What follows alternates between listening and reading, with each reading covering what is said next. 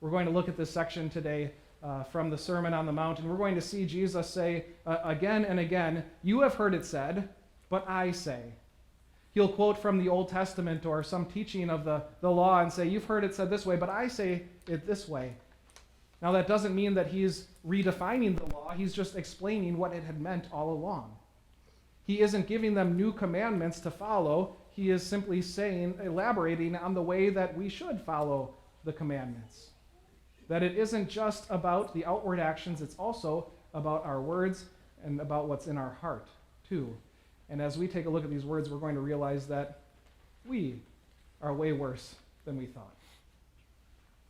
Let's take a look here in Matthew chapter 5. Jesus said, "You have heard that it was said to people long ago, 'You shall not murder.'"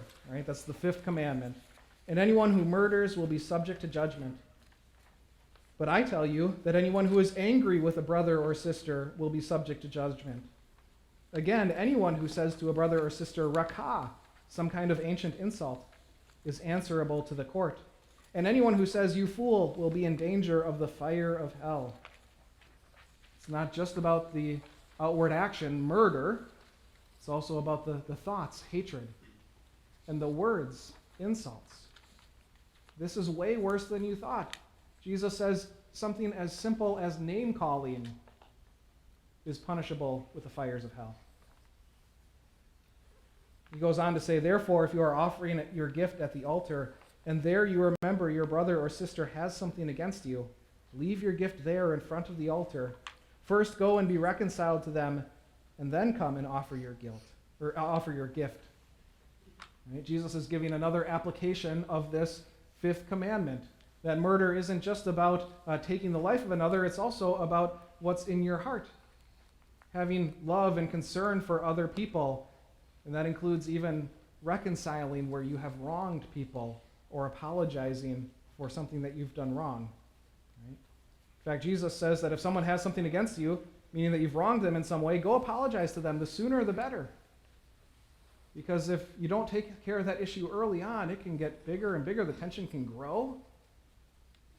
It can even grow to the point where they might take you to the court over the issue. That's where Jesus goes next. He says, "Settle matters quickly with your adversary who is taking you to court. Do it while you are still together on the way, or your adversary may hand you over to the judge, and the judge will hand you over to the officer, and you may be thrown into prison. Truly, I tell you, you will not get out until you have paid the last penny." That's what can happen sometimes if you don't swallow your pride and go to someone and apologize to them and say, I'm sorry for what I did. How can I make it up to you? Settle these matters with the people in your life. Or else Jesus says it escalates very quickly, even to the point of being thrown in prison. And given the fact that Jesus talks about hell throughout these verses, I don't think he's just talking about the county jail. If someone wrongs another person, knows they wronged them, but refuses to apologize for it, and continues through their entire life completely impenitent, then when they die, they cannot expect eternal life. Jesus says they can only expect the prison. Again, sin is way worse than you thought.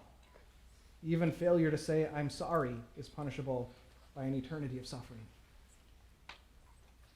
He goes on, you have heard that it was said, you shall not commit adultery. That's the 6th commandment. But I tell you that anyone who looks at a woman lustfully has already committed adultery with her in his heart. Earlier today we read about King David, and when he had fallen into sin, when was it that he committed adultery? It wasn't when he brought Bathsheba into his bedroom. It was when he looked intently and longingly and lustfully at a woman who was not his wife. And when was it that David committed murder? It wasn't when he gave the orders that Uriah be abandoned on the front line. It was when he decided in his own heart that his reputation was more important than another man's life. It's not just about the outward actions, it's also about the heart.